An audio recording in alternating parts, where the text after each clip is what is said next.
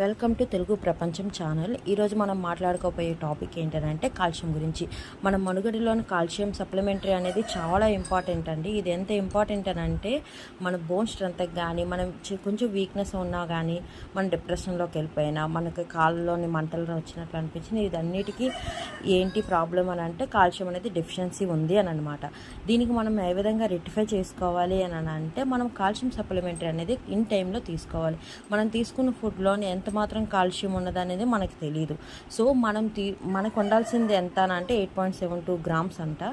ఇది world health organisation వాళ్ళు ఇచ్చిన ఫిగర్. అండ్ మనకి పర్ డేకి ఎంత రావాలి అని అంటే 1000 to 1200 మిల్లీగ్రామ్స్ ఆఫ్ మనం సప్లిమెంటరీ కాల్షియంని మనం ఇంటేక్ తీసుకోవాలి. అయితే ఏ విధంగా తీసుకోవాలంటే మిల్కీ ప్రోడక్ట్స్ కానీ, లేదంటే లీఫీ వెజిటేబుల్స్ కానీ, ఎక్కువ శాతంలో మనం వెజిటేబుల్స్లోనే మనకి కాల్షియం సప్లిమెంటరీ మనకు అందిస్తుంది. సో మీరు ఆ విధంగా ఫుడ్ తీసుకోండి. మెయిన్లీ మనకి ఏంటంటే మనం లేడీస్ కాబట్టి మన ప్రెగ్నెన్సీ టైంలో అనేది కాల్షియం అనేది చాలా ఇంపార్టెంట్ అండి.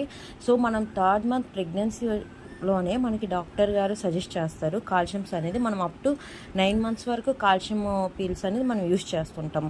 ఆఫ్టర్ డెలివరీ అయిపోయిన తర్వాత కూడా మనకి మినిమం 6 months అనేది క్యాప్సిల్స్ మనకి రిక్వైర్మెంట్ పెడతారు కూడా. వాళ్ళు మనం టైం టు టైం తీసుకోవాలి.